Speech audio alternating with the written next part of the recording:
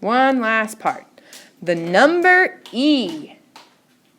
Yay, another letter that is a number. The number E is a specific number. It is this 2.718 blah, blah, blah, blah. Okay, that is E. All right, y'all use E in chemistry? No, I mean, it just reminds me. Okay. All right, it's kind of like pi. It's just less well known. It's irrational.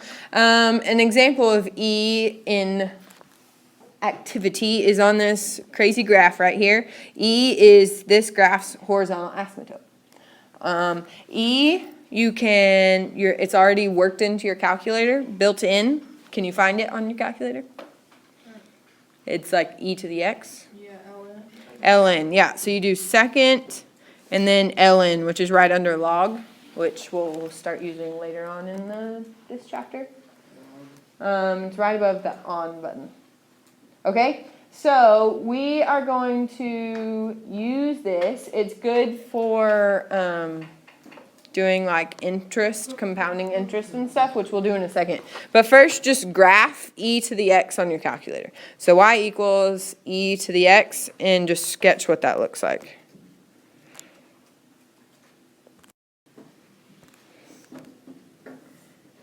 It should look like a growth function. Now we're going to find specific values when it's like e raised to the whatever. So we're going to do e raised to the second because of this. You can do this different ways. You can, in your graph, since you already graphed e to x, look at the table where x equals 2 and find y. You can do it that way. Or you could just put e squared in your calculator and it'll give you an answer. And that'll give you what it should give you the same thing. What does it give you? 7.3891. Not like that. Do it in the table. Hold on, I'll come fix it. What was it? 3891. That would be your answer. Okay, so on your homework you'll just have values to plug in, and you can do it in the table or just plug it into the normal part of the calculator as that thing.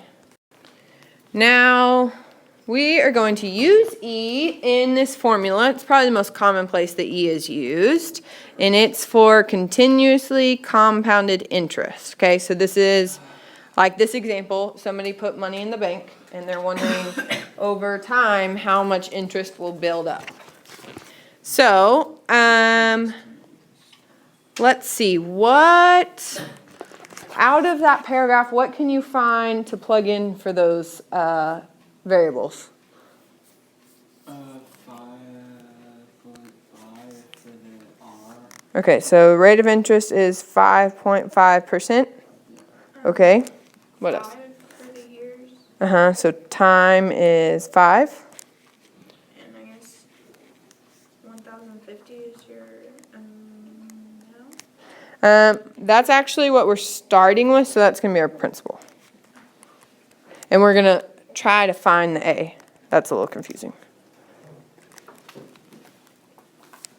Okay, the only problem with what we have so far is we can't put percent in the calculator, so we need to change that 5.5 to a decimal. So what does that look like? 0.055. Very good. So when we plug this in, it'll be A equals our principal times E raised to 0.055 times 5. Figure that out and you have your answer. And it should be money.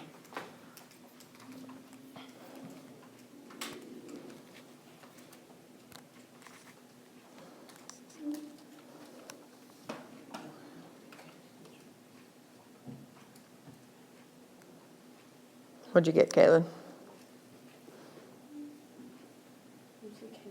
Kaylin.